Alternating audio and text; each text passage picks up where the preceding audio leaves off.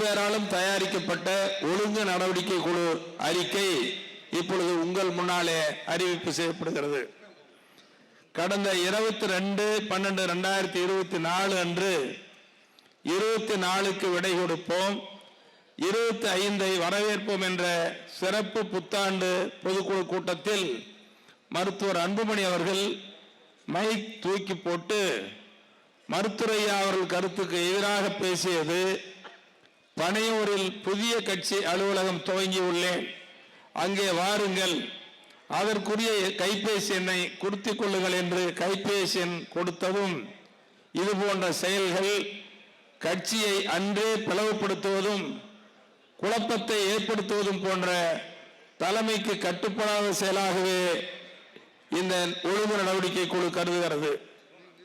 2 11/5/2025 அன்று மாமல்லபுரம் இளைஞர் பெருவிழா மாநாடு முடிந்த பின்னர் அடுத்து கட்சி வளர்ச்சி மற்றும் செயல்பாடுகளுக்காக 13/5/2025 அன்று தைலாபுரம் தோட்டத்தில் பாட்டாளி மக்கள் கட்சியின் மாவட்ட செயலாளர்கள் கூட்டம் நடக்கும் என்றும் அதில் மாவட்ட செயலாளர்கள் அனைவரும் கலந்து கொள்ள வேண்டும் என்றும் மருத்துவரையா அவர்கள் அறிவித்தார்கள்.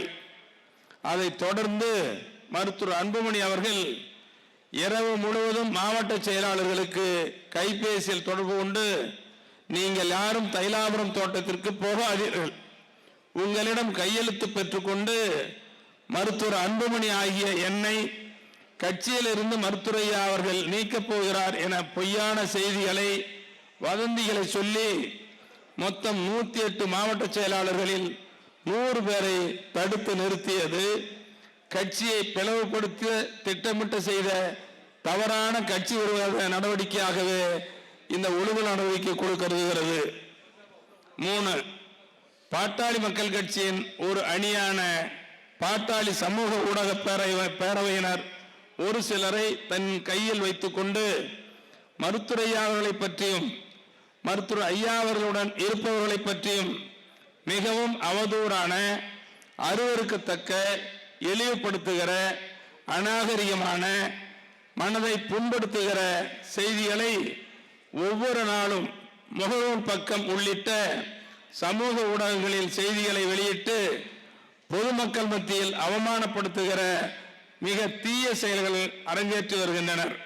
இதனால் கட்சியினர் மத்தியில் மிகுந்த குழப்பமும் மனவேதனையும் பிளவும் ஏற்படுத்தி வருகிறது என்பதை இந்த ஒழுங்கு நடவடிக்கை குழு சுட்டிக்காட்டுகிறது.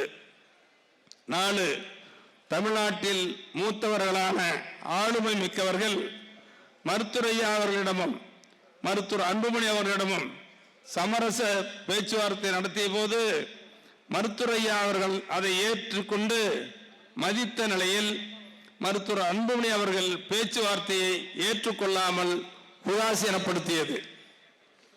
5 மருத்துவரையா அவர்களின் தைலாபுரம் தோட்ட இல்லத்தில் இருக்கைக்கு அருகிலேயே ஒட்டுக்கேட்பு கருவி வைத்தது.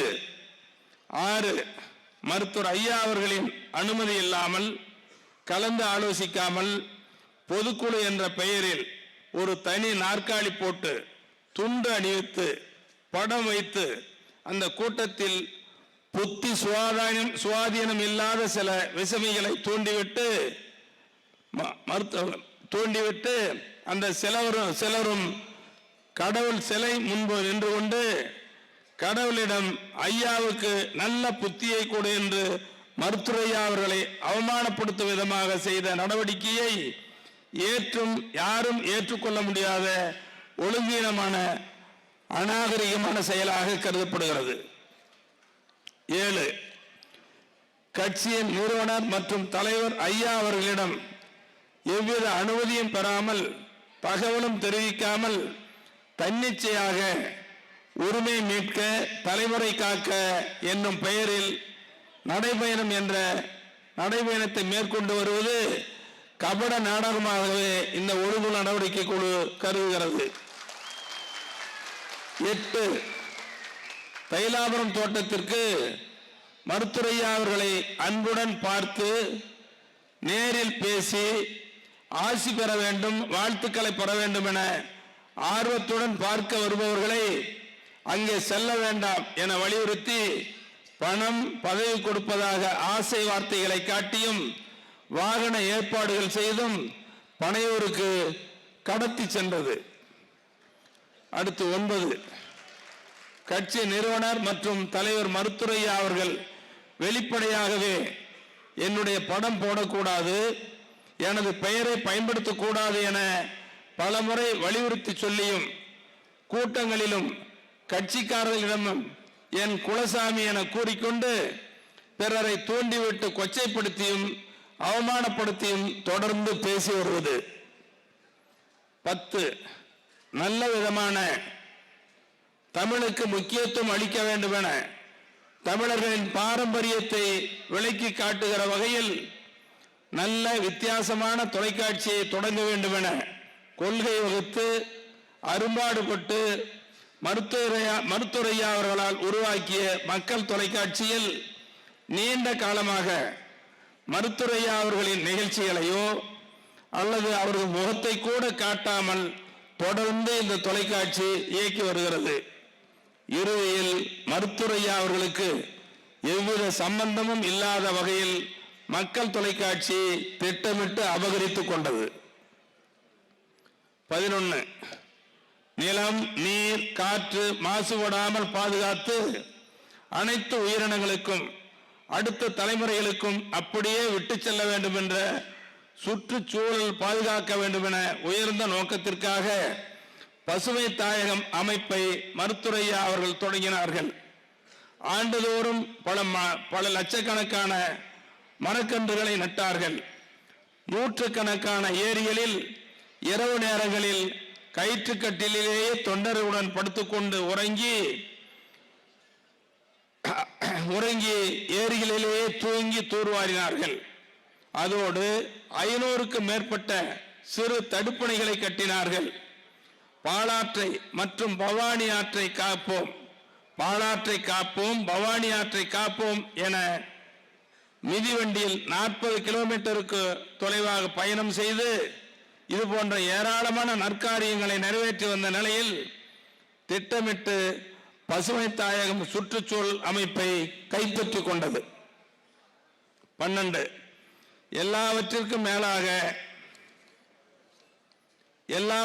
மேலாக மருத்துவர் அன்புமணி கட்சி விதிகளுக்கு புறம்பாக நிறுவனர் மற்றும் தலைவர் மருத்துரையா அவர்களின் அனுமதி பெறாமலும் தகவல் ஏதும் தெரிவிக்காமலும் அழைப்பு கொடுக்காமலும் பொதுக்குழு என்ற பெயரால் ஒரு கூட்டத்தை கூட்டி அதில் மருத்துரையா அவர்களுக்கு என ஒரு தனி நாற்காலி போட்டு துண்டும் அணிவித்து கூட்டம் நடத்தப்பட்டது.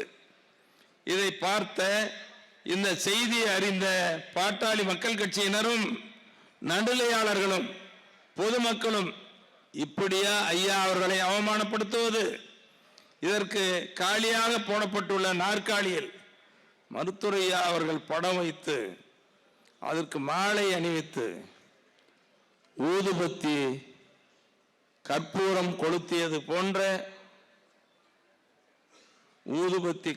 கொளுத்தியது போன்ற செயல் என்றும் இது மன்னிக்க முடியாத குற்ற நடவடிக்கை என்றும் இது மருத்துரையா அவர்களுக்கே இப்படியா என்று மிகுந்த வேதனையோடு பொதுமக்கள் பேசும்படி நடந்து கொண்டது. 13, பாட்டாளி மக்கள் கட்சி தலைமை அலுவலகம் சென்னை 18 தேனாம்பேட்டை 63 நாட்டுமுத்த நாயகர் தெருவில் செயல்பட்டு வந்தது. இடையில் கட்சி நிறுவனர் மற்றும் தலைவர் மருத்துரையா அவர்களுக்கு தெரியாமலேயே திட்டமிட்டு சென்னை 17 தியாகராய நகர் 10 திலக்குறு என்ற முகவரிக்கு மாற்றியது. 14, மருத்துரையா அவர்களால் 30/5/2025 பின்னர் பாட்டாளி மக்கள் கட்சியின் பொறுப்பாளர்கள் நியமனம் செய்யப்பட்ட அனைத்து நியமனங்களும் செல்லும், நீட்டிக்கும்.